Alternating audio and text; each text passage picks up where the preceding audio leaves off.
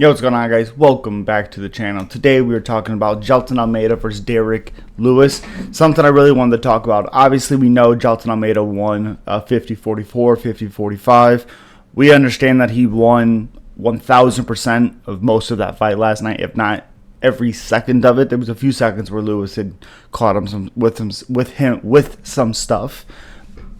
But the reality of it is, I think the stock for Almeida went down a little bit because, like Michael Bisping said, and he didn't say a lot of things 1,000% correct, but one of the things he definitely did say correct was, if you have a fighter in mount for almost the entire 5 rounds and you don't finish them with all of the possibilities that are there, there's a little bit of an issue. And I think the biggest issue for me is, I think the defense, the submission defense, the ability to make Almeida do those things, that's on Lewis for sure, because he's the one making Almeida timid. He's the one making Almeida think he can't do something. There was a point where he was in full mount and Almeida stood up because Lewis was giving him nothing. You know, Lewis, in the crazy dominating loss that was a loss, was more impressive somehow than Almeida was, because Almeida had Lewis in mount for 5 rounds and didn't go for an arm. He went for a rear naked choke a couple of times, but that clearly wasn't working, but he didn't switch it up at all.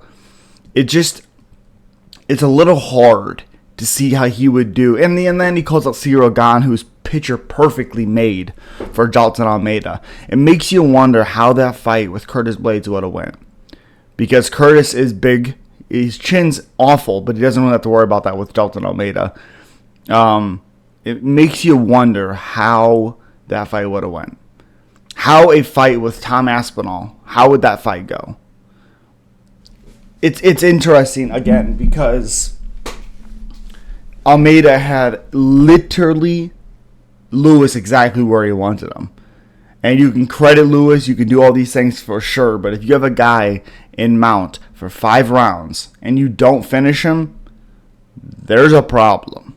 There just is. That's a huge issue. Again, he dominated. He fought well. You have to finish a fighter if you get him there. It's not like Jailton Almeida was in Derrick Lewis's guard for 5 rounds and he took him down, got in his guard, passed a few times, but mainly in his guard. That's one thing. You get a position like a back position, which he did have a few times, and a mount, and you don't finish him, the stock dropped a little bit for me on Jailton Almeida. But as always, guys, subscribe, like, comment. Let me know what you're thinking. Do you agree? Do you disagree? Let's talk about it. You know what it is. Peace.